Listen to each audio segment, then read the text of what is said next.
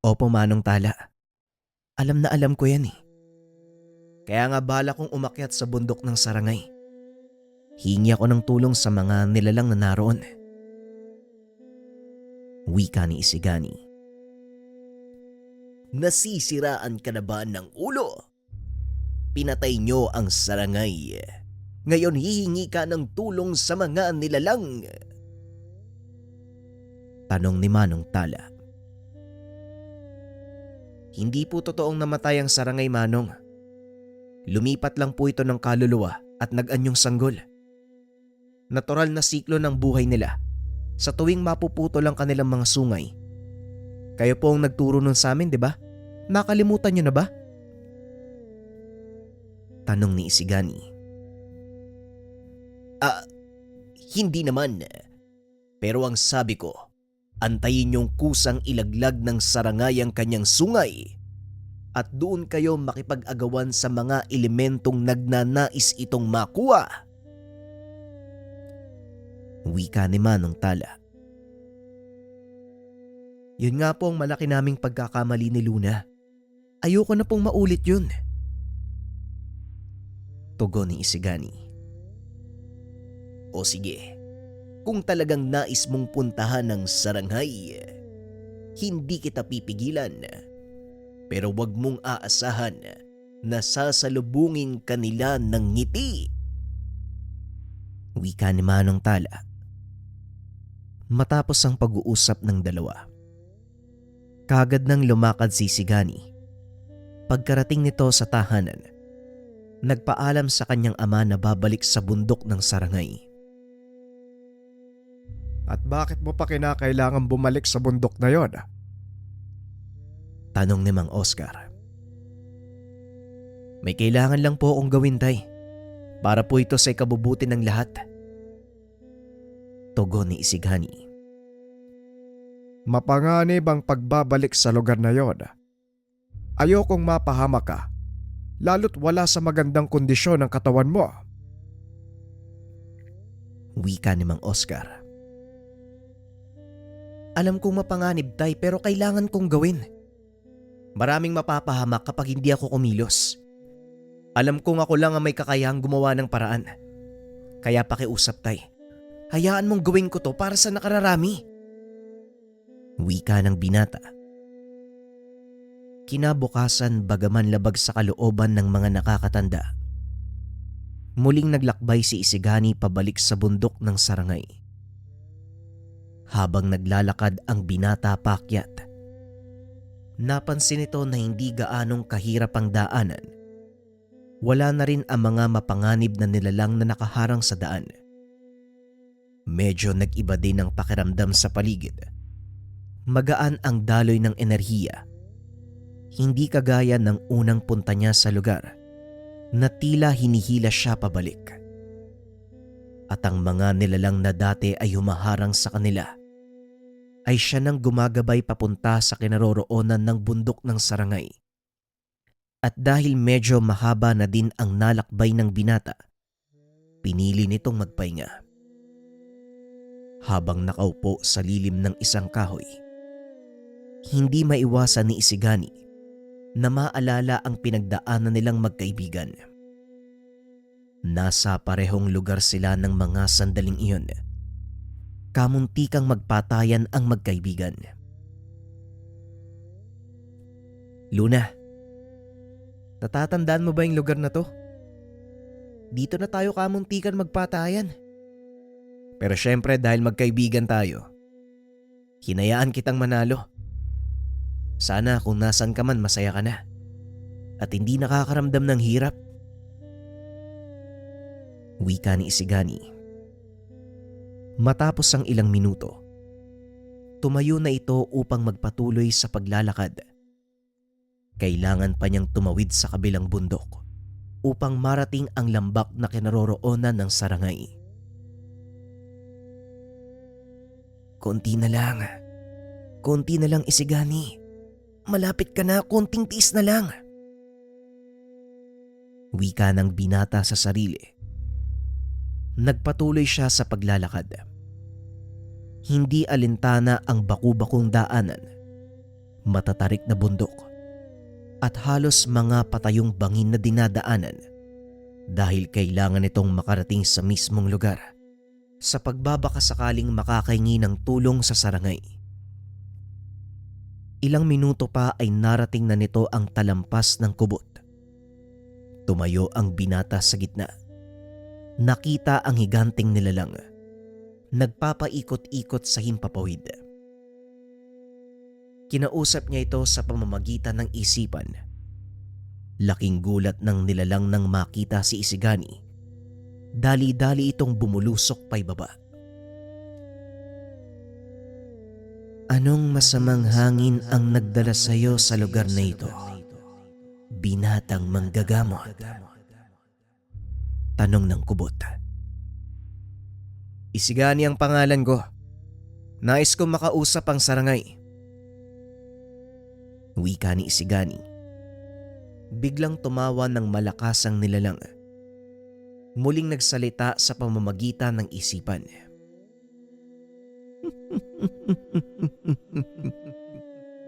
Nagpapatawa ka ba? Kakausapin mo ang sarangay. Kamuntikan mo na siyang mapatay nung una kang dumating sa lugar na ito. Pero gayon pa man, nagpapasalamat siya sa iyo dahil nailigtas mo ang isa niyang katauhan. Wika ng kubot. Sa totoo lang, wala naman talaga akong balak na patayin ng sarangay. Nagkamali lang ang kaibigan ko at kinakailangan ko lang din ipagtanggol yung sarili ko. Wika ni Isigani. Duda ako kung mauunawaan niya ng sarangay. Pero subukan mo pa din. Puntahan mo siya sa kanyang lambak. Paniguradong naroon siya. Pero kapag meron siyang ginagawa, wag na wag mong iistorbohin.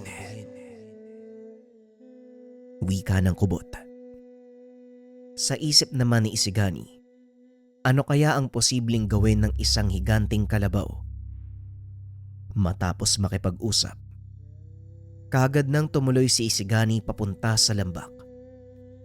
Dahan-dahan itong naglakad at habang papalapit, unti-unti nitong nararamdaman ang pagpintig ng tangang sungay.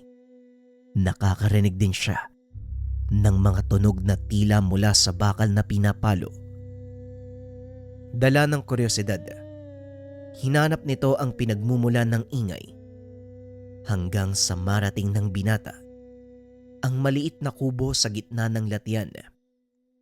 Nakita nito ang kumikislap na baga mula sa pugon. Laking pagtataka ni Isigani dahil alam niyang walang taong nakatira doon sa lugar. Kaya dali-dali itong naglakad papunta sa kubo. Nanlaki ang mga mata nito nang makita ang isang nilalang na halos 10 talampakan ng taas. Nakatalikod dito sa kanya, ngunit mapapansin ang napakahabang sungay nito. Nang maramdaman ng nilalang ang presensya ni Isigani, huminto ito sa kanyang ginagawa. Laking gulat ng binata dahil biglang ibinato ng nilalang ang hawak nitong maso. Mabuti na lamang ay nakaiwas si Isigani. Anong ginagawa ng isang mortal sa teritoryo ng mga engkanto? Tanong ng nilalang. Humarap ito sa binata. Napagtanto na ang malaking nilalang na yun walang iba kung hindi ang sarangay. Mawalang galang na po. Pasensya na kung naistorbo ko yung ginagawa mo. Wika ni Isigani habang naglalakad palapit sa nilalang. Anong kailangan mo? At naisipan mong magbalik sa lugar na ito? Hindi ka ba nakontento sa tangan mong gamit? Tanong ng sarangay. Hindi po ako nagpunta dito para kumuha ng kung anuman. Pero kailangan ko ng tulong nyo. Tugon ni Isigani. Hindi ko alam kung anong uri ng tulong ang maibibigay ko sa iyo. Pero sige, magsalita ka. Baka sakaling may magagawa ako. Muling wika ng Sarangay. Pinaliwanag ni Isigani ang tungkol sa nangyari. Simula nang makuha nila ang sungay hanggang sa mawakan ito ng binata. Unti-unting hinihigop ng sungay ang buhay ko. Alam kong ito ang kapalit ng paggamit ng bertud na nagmula sa inyo. Pero ang gusto kong malaman, kung paano ko mapapahaba yung buhay ko. Marami pa akong dapat matulungan eh. Hindi pa dapat matapos yung misyon ko. Wika ni Isigani. Tumayo ang Sarangay.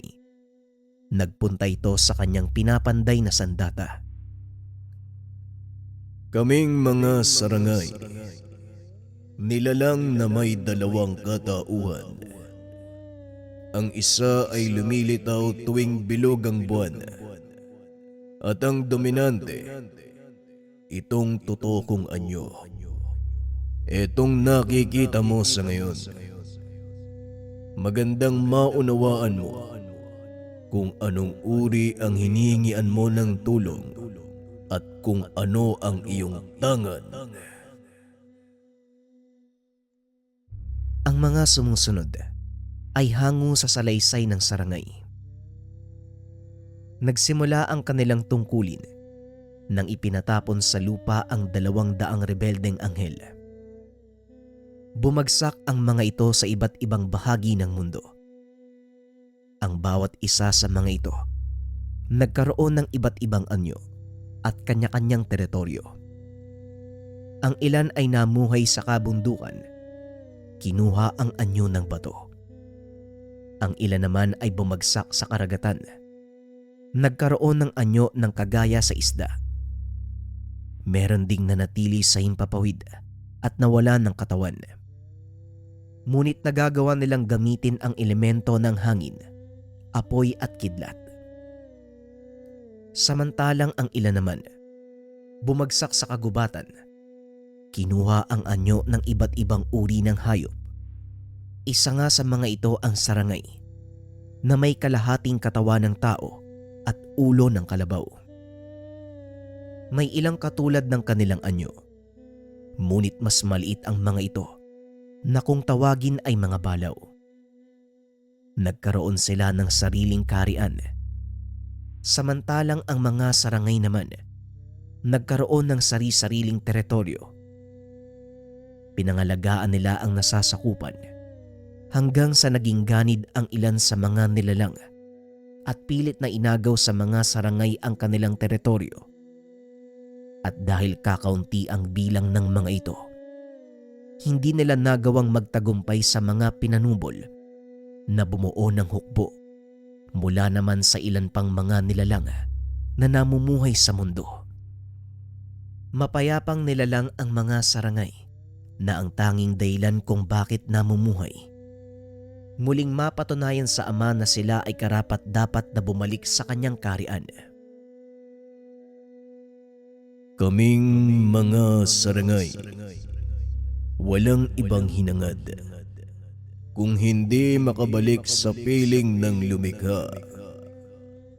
Ngunit sadyang mapaglaro ang mundo. Napilitan kaming lumaban.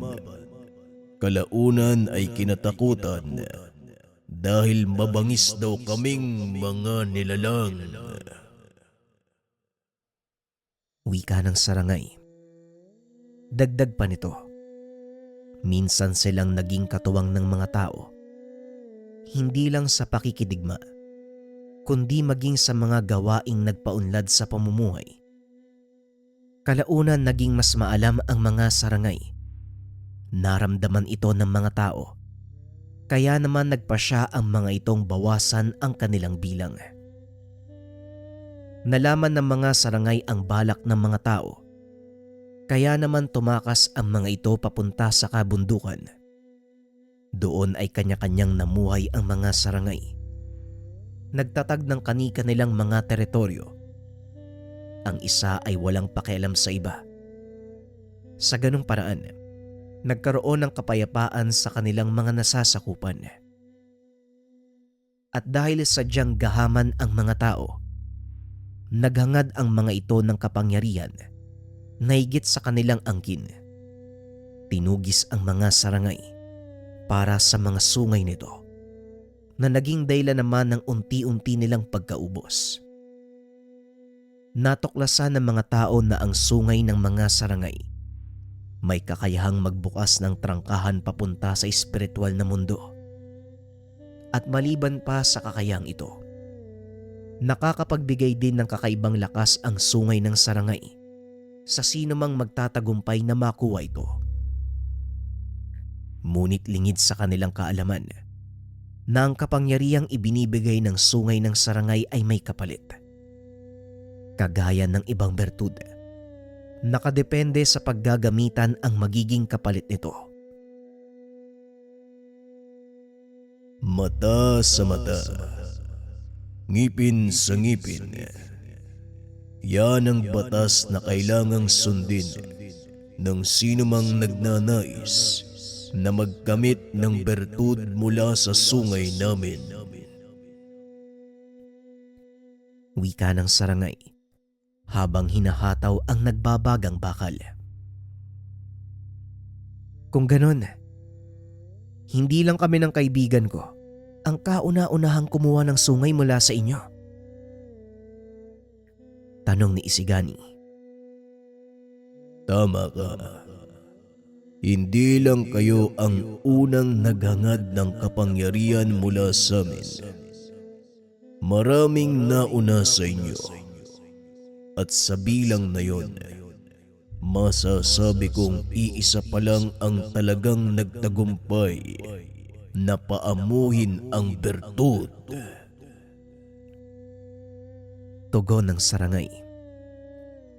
Kung ganon, may paraan para mapaamo ang bertud? Muling tanong ni Isigani, bagay na hindi sinabi sa kanya ng ama at ni Manong Tala. Tama ka. Merong paraan. Ngunit hindi ito magiging madali. Dahil kailangan nilang pagdaanan ang 5 pagsubok bago tuluyang mapasunod ang sungay. Wika ng sarangay. Meron palang ganon. Bakit hindi ko to nalaman ng mas maaga? Tanong ni Isigani. Hindi nito lubos maisip na may paraan pala para magamit ng maayos ang sungay nang walang napapahamak. Huwag kang manghinayang sa buhay ng kaibigan mo dahil kung wala siya, hindi makukumpleto ang 4 sa 5 gawain. Wika ng sarangay. Nagulat si Isigani sa sinabi nito dahil wala namang natatandaan ang binatang ginawa ng kaibigan. Teka, wala naman ako maalala na ginawa ni Luna eh. Sa palagay ko nga, puro kasamaan lang yung ginawa nun eh. Tugon ni Isigani. Hindi mo naaalala dahil masyado kayong nabulagan sa masamang gawin ng kaibigan mo. Hindi mo na nakita ang kabutihang ginawa nito para sa nakararami. Kung iyong natatandaan, nanggamot si Luna gamit ang sungay. Ng mga panahong ito, karamihan sa mga nagamot ng kaibigan mo nag-aagaw buhay. Sa makatuwid, kahit papano nagsakripisyo si Luna para sa ikabubuti ng lahat. Kahit pa iba ang tingin sa kanya ng mga tao, pinili pa rin niyang tumulong. Wika ng sarangay. Nagulat si Isigani sa naging revelasyon nito. Ngunit ang ipinagtataka niya kung paanong nalaman ng nilalang ang mga gawain ni Luna noong nabubuhay pa ito. Teka, paano mo naman nalaman yan? Sa pagkakatanda ko, nagawa ka naming patayin, di ba? Tanong ni Isigani.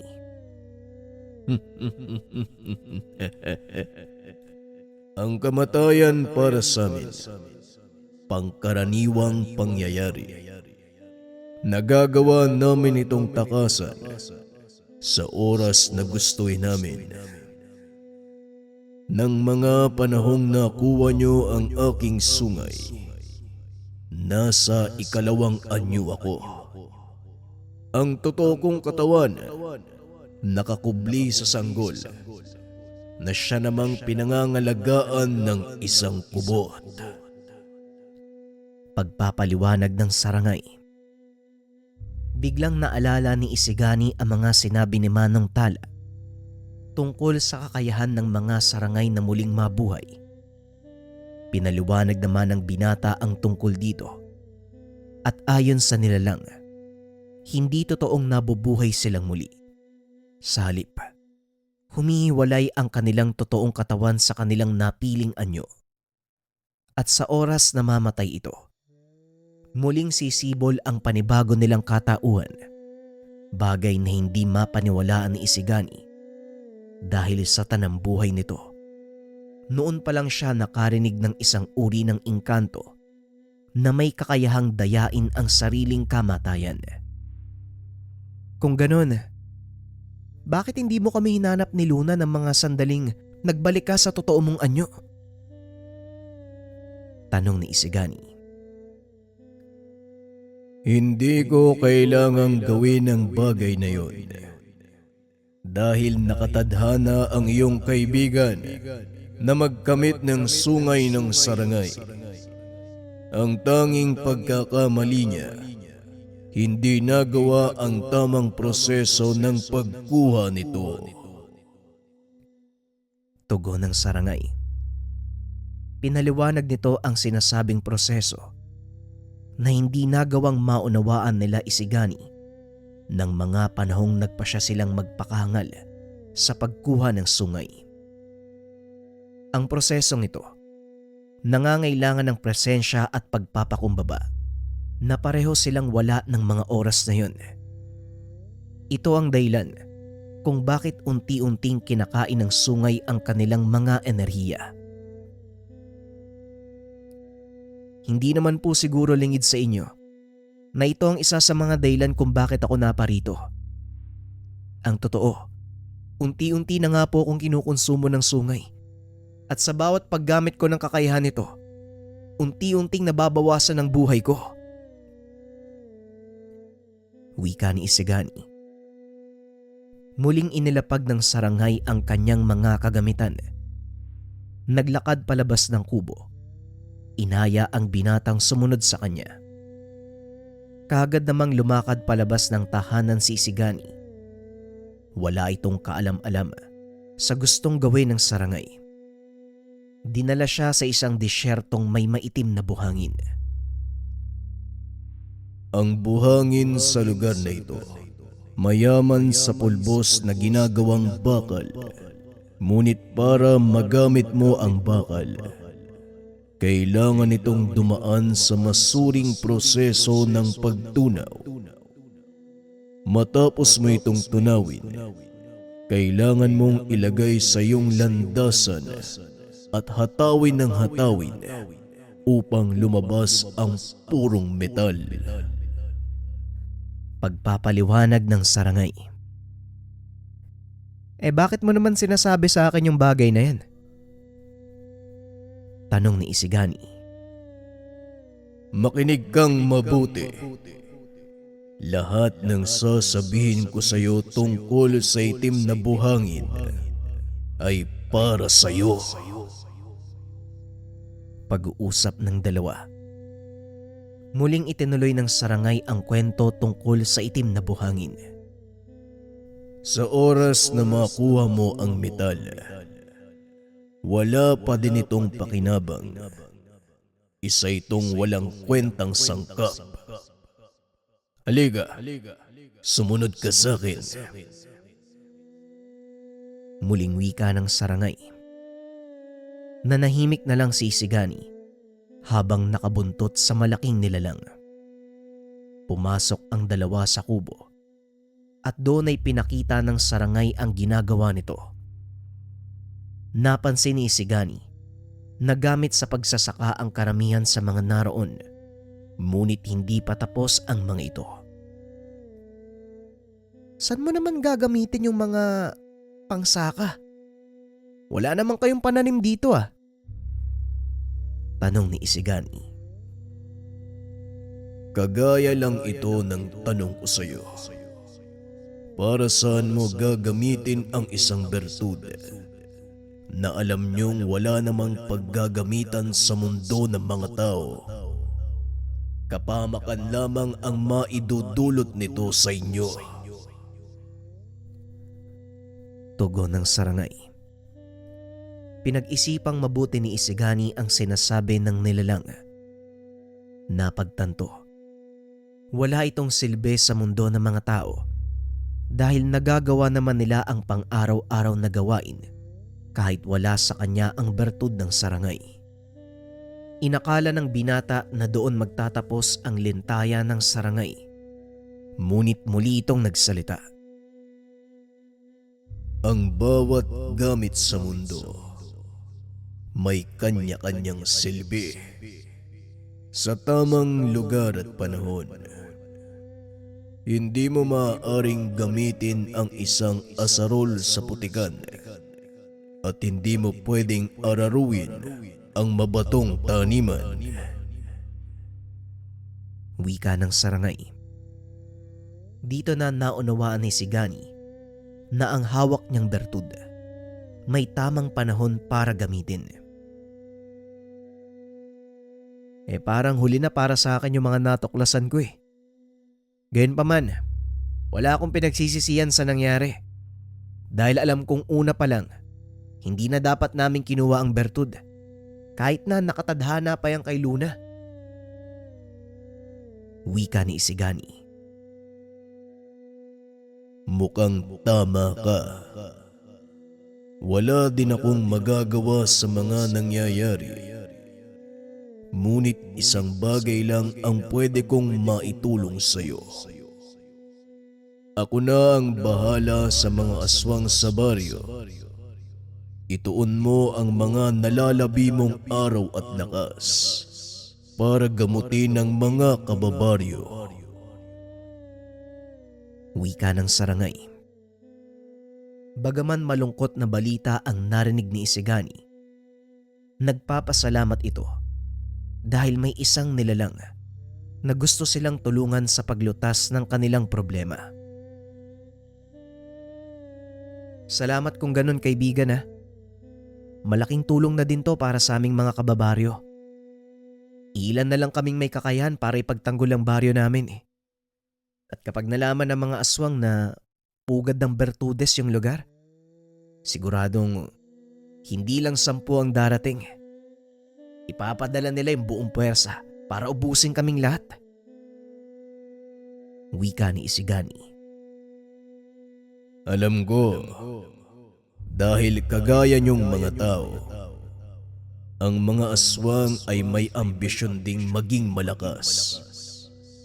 Kaya humayo ka na at bumalik sa inyong baryo. Huwag kang mag-alala. Susunod ako. Dala ang sapat na puwersang kakailanganin mo sa pakikipaglaban. Wika ng sarangay. Kaagad namang nagpaalam si Isigani upang bumalik sa kanilang baryo. Kahit papano nabuhayan ito ng pag-asa na mailigtas mula sa kapahamakan ang natitirang kababaryo. Pagdating sa tahanan, kaagad ibinalita ng binata ang nangyari sa kanyang ama. Natuwa ang matanda sa mabuting balita. Lumabas ito ng tahanan upang ipagbigay alam sa buong baryo ang kinalabasan ng misyon ni Isigani. Nang mga sandaling iyon ay kausap ni Mang Oscar ang ilan sa kasapi ng konseho, kasama si Tatang Jonas at Manong Tala. Ito din ang unang pagkakataon na muling bumaba ng kapatagan ang matandang ermitanyo sa loob ng mahabang panahon. Kahit papano, pinagpapala pa din tayo ng Ama. Magsipaghanda kayo dahil harapin natin ang paparating na panganib na dulot ng mga aswag. Tipunin niyo ang lahat ng natitirang bertudes. Muling itayo ang depensa sa baryo at sabihin mong huwag mag-alala dahil may paparating na tulog. Wika ni Mang Oscar. Mukhang nakakuha ng malakas na kakampi si Isigani.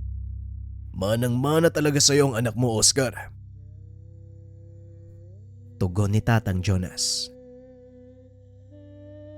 Walang duda, anak mo talaga si Isigani, Oscar.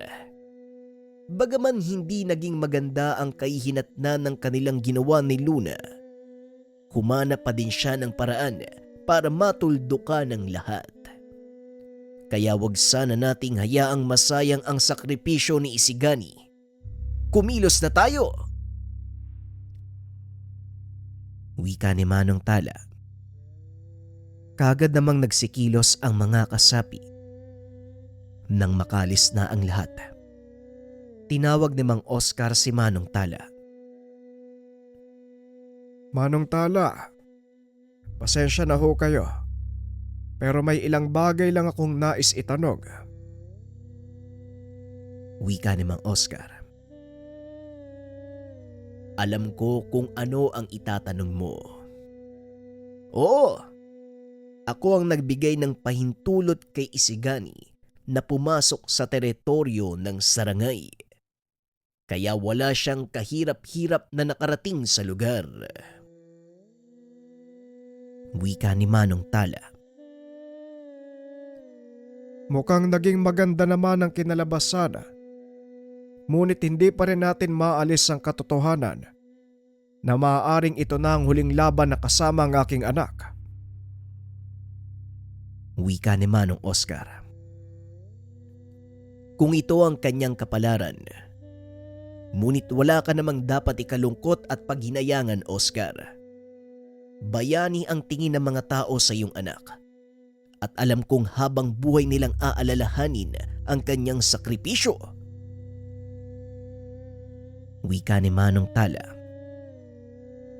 Matapos magsalita ay tumawa ng malakas si Manong Tala. Bagay na labis ipinagtaka ni Mang Oscar. Bakit naman kayo tumatawa? Tanong ni Mang Oscar. Kung nakikita mo lang sana ang mukha mo, yun ba ang gusto mong marinig mula sa akin? Huwag kang mag-alala. Sa oras na ang sarangay na ang kumilos, walang mangyayaring masama sa anak mo. Magtiwala ka lang, Oscar. Tugon ni Manong Tala. Matapos ay naglakad na ito palayo. Ilang minuto lang ang nakalipas. Matapos ang kanilang pag-uusap, dumating ang isa sa mga kababaryo. Ayon dito, nagsimula na namang muling manalanta ang mga aswang. Nakarating na sa mga ito ang balita ng pagpatay nila sa isa sa mga kasamahan. Magsipaghanda na kayo. Hindi magtatagal ay darating na sila. Magsisimula na ang laban. Hindi natin alam kung saan sila magmumula. Kaya sabihan ng lahat na manatiling alerto. Wika ni Manong Oscar. Muling itinayo ng mga taga-baryo ang depensa. Nakitulong naman ang mga nakakatanda. Habang si Isigani nanatili sa tahanan ni Manong Tala upang bumawi ng lakas para sa laban. Isigani, tandaan mo, hindi na ganong kalakas ang iyong katawan. Mahihirapan kang makipagsabayan laban sa mga aswang kung pisikal na aspeto ang pag-uusapan. Wika ni Manong Tala. Alam ko po yan, Manong, at maaaring hindi na din sapat ang oras na meron ako. Kaya hanggat maaari, gawin natin ang lahat para mapigilan ng anumang napipintong kaguluhan. Wika ni Isigani. Ganun ba? O siya, mamaalam ka na sa mga taong mahalaga sa'yo.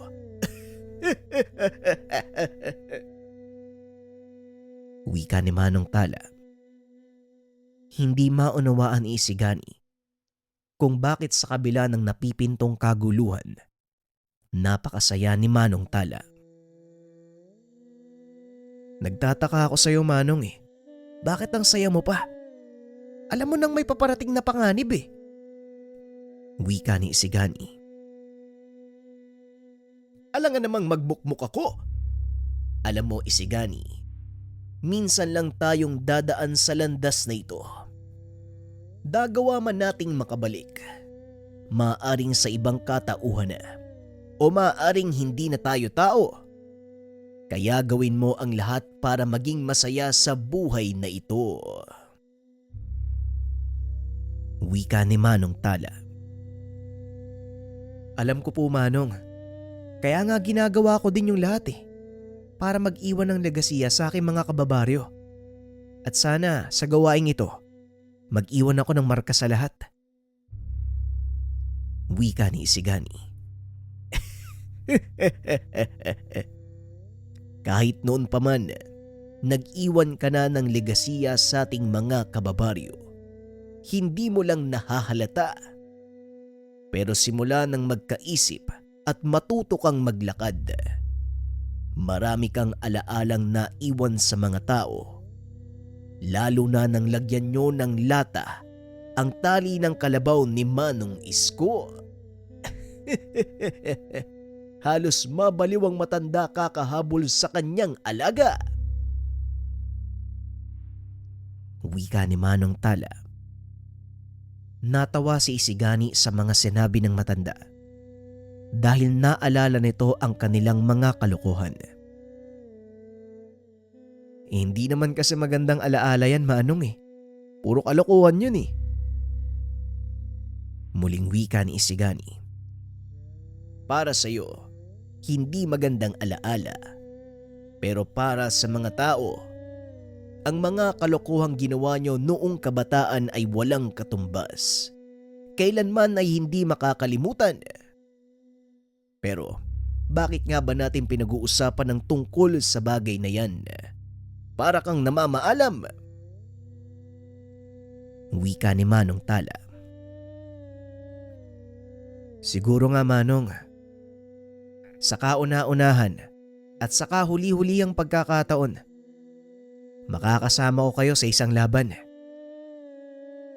Wika ni Isigani. Maaaring sa kauna-unahan, pero sa uli, depende. Sige na, kumilos ka na. Anumang oras, maaari nang dumating ang mga kalaban. Wika ni Manong Tala. Matapos ang pag-uusap ng dalawa, kaagad na ding bumaba sa baryo si Isigani.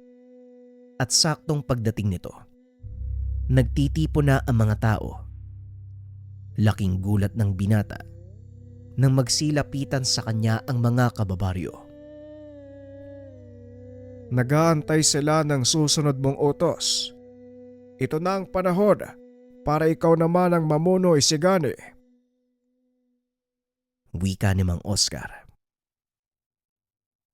Hindi po ako magbibigay ng utos.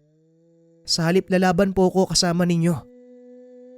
Gawin na lang natin ang lahat para manalo at manatili tayong ligtas.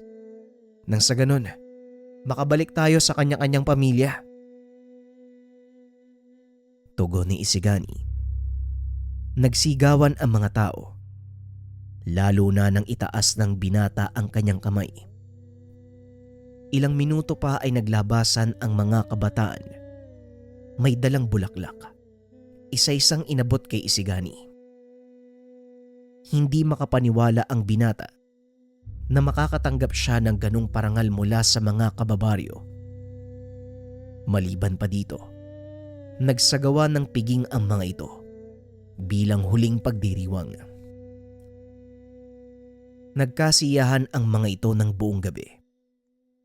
Hanggang sa sumapit ang umaga natapos ang kasiyahan, inilikas nila ang mga kababaihan, kabataan, papunta sa tahanan ni Manong Tala. Walang elemento ang maaaring makapasok doon sa lugar dahil sa lakas ng proteksyong nakabalot sa paligid. Matapos mailikas ang mga ito, ay siya namang pagsisimula ng pag-atake ng mga aswang. Hindi na nagsayang pa ng oras si Isigani. Kagad nitong sinalubong ang puwersa ng mga kalaban. Napakarami ng napinsala ng mga ito sa mga karatig baryo. Walang pinipiling biktima ang mga ito. Mistulang balang ang mga aswang sa bawat tahanang madaanan at dinadapuan. Paniguradong walang natitirang buhay. Mga walang iya talaga. Humanda sila sa oras na magpang-abot kami. Wika ni Isigani. Isinaayos nila ang mga bangkay sa baryong iyon. Kagad na ding sinundan ang pinuntahan ng mga kalaban. Napansin ng mga ito. Unti-unti silang lumalapit sa kanilang baryo. Mas mabuti sigurong antayin na lang natin sila sa baryo dahil doon din naman sila pupunta. Wika ni Tatang Jonas. Pwede nating gawin yun. Pero nakakaawa yung mga madadaanan nila. Tugon ni Isigani. Tama si Isigani.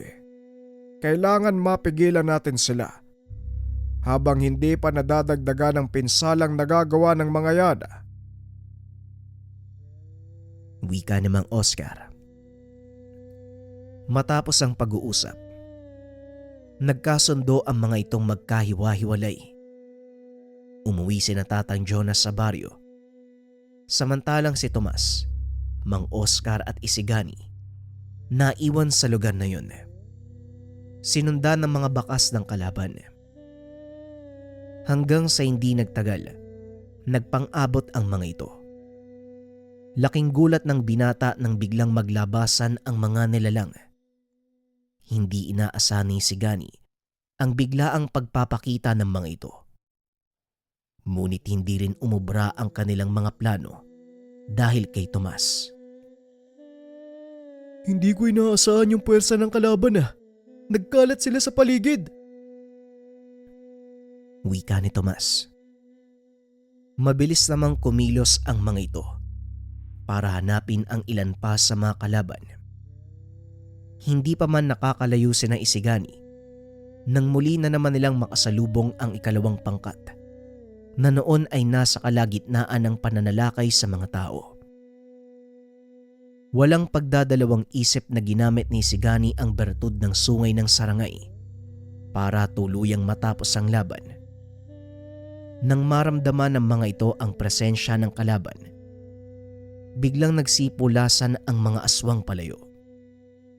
Napakabilis kumilos ng mga ito na hindi magawang habulin nila Tomas.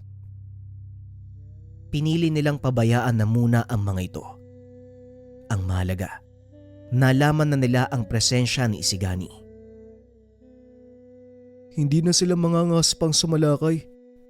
Malamang sa kasalukuyan. Nagsisipag-atrasa na din ang ilan sa kanilang mga kasama. Tara na.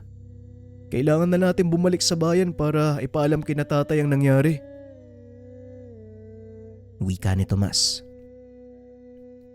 Pagdating sa baryo, nakahinga ng maluwag si Isigani dahil kumpleto ang kanyang mga kasamahan. Wala pang nababawas sa kanilang bilang. Sa pagkakataong ito, maaaring nag-atrasan sila dahil sa takot sa sungay ng sarangay. Pero huwag tayong magpapakampante dahil mga aswang ang kalaban natin. Wika ni Isigani. Nauunawaan ko, Isigani. Pero sa ngayon magpahinga ka muna. Alam ko ang katotohanan tungkol sa tangan mong bertud. Sa tuwing gagamitin mo yan, hinihigop nito ang bahagi ng iyong enerhiya. Wika ni Tomas. Oo, tama ka nga Tomas. Ito nga nangyayari sa akin. Ngunit wala na akong pangamba dahil alam ko nang mangyayari talaga to. Ang mahalaga lang, tapusin ang kaguluwang ito bago ko mamaalam sa mundong ibabaw. Wika ni Isigani. Huwag mong sabihin yan. Hindi ka pa naman mamamatay eh. Kaya itigil mo yan, Manong Isigani. Wika ni Tomas. Ito ang katotohanan, Tomas, at wala tayong magagawa sa ganung bagay. Gustuin man natin o hindi, yon ang aking kapalaran. Wika ni Isigani. Tahimik lang si Manong Tala. Napansin ni Isigani ang kakaibang kinikilos ni Manong Tala, kaya naman nagpasya siyang kumprontahin ito. Manong Tala, maaari ko po ba kayo makausap? Wika ni Isigani. Oo naman. Bakit? Anong problema? Tanong ni Manong Tala. Nung nakaraang araw ko pa napapansin yung pagtawa niyo eh. Ano po ba talagang meron? Tanong ni Isigani. Yan ba ang iniisip mo simula ng nakaraang araw? Wala kang dapat alalahanin, Isigani. Magiging maayos ang lahat. Huwag mo masyadong pinapasan ang mga alalahanin sa iyong balikat. Dahil kung tutuusin, hindi mo kasalanan ang mga nangyayari dahil hindi mo ito ginusto. Wika ni Manong Tala. Hindi ko ginusto, Manong. Kung hindi dahil sa akin, wala tayo sa kalagayang ito at wala ako sa katayuang ito. Hindi ko maiwasang mag-alala, hindi lang para sa akin, kundi maging sa mga kaibigan at pamilya. Sa oras na mabigo ako, isa-isang mamamatay ang aking mga kababaryo. Ang totoo, hindi ako natatakot mamatay. Ang kinakatakot ko, kung sinong titingin sa mga kaanak ko. Wika ni Isigani. Sa oras na iwanan mo ang iyong mga kaanak, panandalian silang malulungkot. Pero ikaw, hindi mo na yun malalaman dahil naroon ka na sa lugar kung saan wala ka ng ibang mararamdaman kung hindi ang saya. Samantalang sila, araw-araw ka nilang maaalala, araw-araw silang iiyak sa iyong lamay hanggang sa mailibing ka. At sa oras na iyong libing, bubuhos ang pamamaalam at luha ng mga kaanak mo para sa iyo. Kaya ngayon sabihin mo, sino ang dapat mong alalahanin? Sarili mo o ang mga kaanak mo? Tanong ni Manong Tala. Biglang napaisip si Isigani. Ngunit alam niyang nagbibiro lang ito. May mas malalim na dahilan ang pagtawa ng matanda. Alam ko pong nagbibiro lang kayo sa mga sinasabi niyo eh. Kaya pakiusap, Manong. Sabihin niyo po ang katotohanan. Tanong ni Isigani. Kagaya ng dati, talagang nahuhuli mo ako. Ang totoo kaya sinabi kong wala kang dapat alalahanin dahil hindi ka naman mamamatay nang dahil sa sungay ng sarangay. Lalo pat naging kaibigan mo ang nilalang na pinagkunan nito. Wika ni Manong Tala. Pinaliwanag nito ang lahat tungkol sa sumpa. Ayon dito, magkaiba ang naging kapalaran nila ni Luna dahil naging mas marase to kung ikukumpara kay Isigani.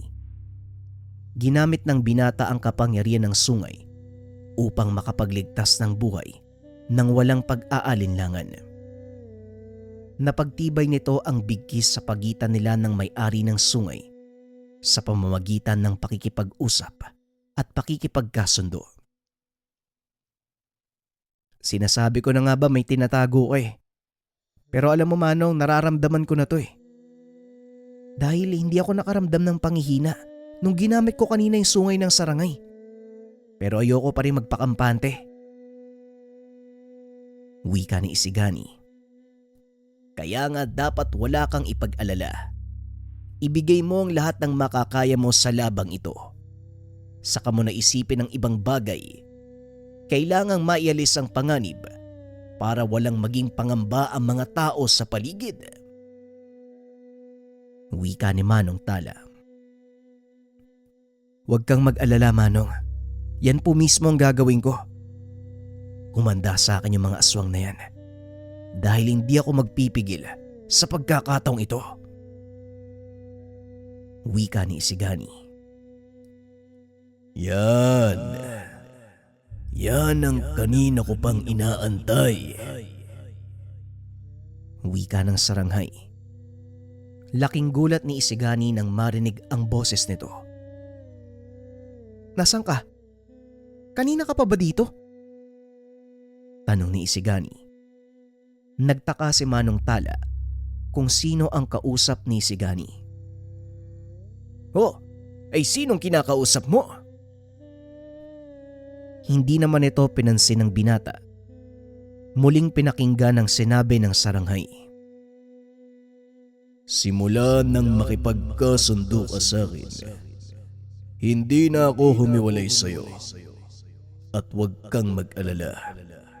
Hindi ako nakikita at naririnig ng ibang tao. Kaya kausapin mo ko sa pamamagitan ng isipan bago ka pa pagkamalang nasisiraan ng ulo. Tugon ng sarangay. Nilingon na Isigani si Manong Tala at kinausap. Wala naman po Manong. May bigla lang ako naalala. Maiwan ko na po muna kayo. Kailangan kong kausapin ang ating mga kasama. Wika ni Isigani. Sabay lakad papunta sa kinaroroonan ng ama. Kinakausap nito ang mga kasamahan. Kinukondisyon ang isipan sa paparating na laban. Hindi ito ang unang pakikipagtuos nila sa mga aswang. Ngunit hindi pa rin nawawala ang takot sa kanilang mga isipan. Wala kayong dapat ipag-alala sa labang to. Dahil titiyakin ko ang ating tagumpay. Hanggat maaari, mas maganda kung walang mapapahamak. Wika ni Isigani. Alam kong malakas ka Isigani, pero paano kaming mahihina? Madaling sabihin yan para sa'yo eh. Dahil may taglay kang lakas mula sa mga elemento. Pero para sa amin, mahirap na panghawakan na kaya mo kaming iligtas, lalo na't sobrang dami ng kalaban. Wika ng isa sa mga kababaryo na itago na lang natin sa pangalang Arman. Magtiwala ka sa akin Arman, dahil nasa panig natin ang nilalang na minsang nagbigay ng sumpa sa baryong to. Wika ni Isigani. Nanlaki ang mga mata ng lahat. Nang ikumpas ni Isigani ang mga kamay, nagpakita sa kanila ang tunay nitong anyo. Ang saranghay. 10 talampakang nilalang na may hawak na palakol sa magkabilang kamay. May mga palamuting ginto ang sungay nito. At sa magkabilang braso, may nakapalupot na gintong kadena nakakabit sa braso ni Isigani. Hindi makapagsalita ang mga taga-baryo dahil sa pagkamangha. Lalo pa nang malaman nila, gabay na ni Isigani ang nilalang. Ngayon, nawala na ang pag-aalinlangan ko. Alam kong sa pagkakataong ito, mananalo tayo. Wika ni Arman. Nagsigawan ang mga taong bayan. Kasabay ng hiyawang ito, itinaas ng saranghay ang kanyang palakol. Mula naman sa himpapawid, lumabas ang napakaraming kubot. Kamuntikan magtakbuhan ang mga tao nang isa-isa itong nagsipaglapagan sa kanilang harapan. Nagbuka ang mga pakpak. Sandali lang mga kasama, huwag kayong matakot sa kanila. Dahil nasa panig natin ang mga nilalang na ito. Hindi lang aswang ang makakalaban natin sa pagkakataong ito. Nakarating sa akin ang ulat na may isang pangkat ng mga itim na engkanto ang sasama sa mga kalaban. Wika ni Isigani. Ang impormasyong ito nagmula sa kanilang tagamasid. Ayon pa dito, ang puwersang nakaharap nila ay pawang mga pauna lang ng kabuang puwersa ng kalaban.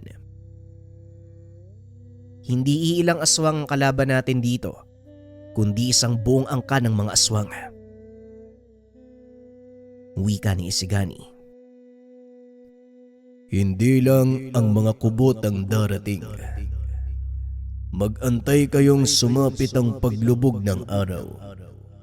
Nang makita nyo ang karagdagang puwersang mula sa kanlurang dome. Wika ng Saranghay. Ang tinutukoy nito ay ang angkan ng mga sentor na malapit sa kanilang angkan. Kinikilala sila bilang mga bathala. Ang mga sentor? Sigurado ka ba, kaibigan? Tanong ni Isigani. Kung ano ang narinig mo sa akin, yon ang katotohanan. Hindi ako nagsasayang ng laway na makipag-usap sa matandang taong ibon na hari ng 4 na dome. Kung hindi niya ako papayagang hiramin ang puwersa ng mga sentor. Wika ng Saranghay. Tama ba ang aking narinig sa iyo, Saranghay? Nakausap mo ang hari ng 4 na dome. Ano nang itsura ni Remus? Wika ni Manong Tala. Napalingon si Isigani sa matanda dahil sa tinawag nito ang pangalan ng dakilang taong ibon. Tinawag mo lang sa pangalan na Remus, hindi ka ba kinikilabutan? Tanong ni Isigani. Bakit naman ako kikilabutan sa nilalang na inaruga at pinalaki ko? Kilala ko ang bawat kilatis ng balahibo ng nilalang na yon, kaya wala akong dapat ikatakot sa kanya. Wika ni Manong Tala. Ilang taon ka na ba, Manong? Sobrang tanda na ni Apo Remus ah. Wika ni Isigani. Ang mga garuda isinisilang sa pamamagitan ng kanilang mga lagalas na balahibo. Nangyayari ito tuwing 5,000 taon. Mahabang kwento. Basta isasalaysay ko sa iyo ang lahat. Wika ni Manong Tala. Kagad namang lumapit si Isigani sa matanda. May malalakas palang kaalyado. Bakit mo pa inayaang umabot sa ganitong sitwasyon? Tanong ni Isigani. Aba, problema ko ba to? Ang sabi ko sa inyo, gagabay lang ako pero hindi ako makikisali. Wika ni Manong Tala. Ilang minuto pa ang lumipas. Lumubog na ang araw. Unti-unti nilang naririnig ang tunog ng mga tambol. Nandito na ang mga sentor. Magbigay daan kayo at paniguradong isang buong hukbo ang paparating. Wika ng Saranghay habang nakaupo sa malaking puno. Nakatayo sa tabi ni Isigani habang inaantay ang pagdating ng mga sentor. Ito din ang unang pagkakataon ng ilang mga taga-baryo na makita ang maalamat na nilalang. Ni Sainagap, hindi nila inakalang makikita ng harapan. Pagpupugay sa dakilang Saranghay, naparito kami sa iyong kahilingan. Wika ng hari ng mga sentor. Salamat sa pagpapaunlak, kaibigan. Ipinatawag ko kayo dahil magsisimula ang malaking digmaan. Malaking hukbo ng mga aswang ang susugod sa bayan ng mga tao. Hindi na din lingid sa kaalaman nyo na ang baryong ito ay kanlungan ng malalakas na Bertudes at katuwang sa pangalaga ng balanse ng mundo. Kaya kailangan natin silang ipagtanggol.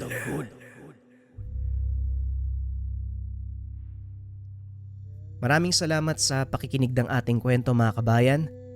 Nga pala yung susunod ay last episode na. Kung gusto nyong i-upload natin yung kwento, comment lang ng #game. Maraming salamat mga kabayan sa patuloy na suporta.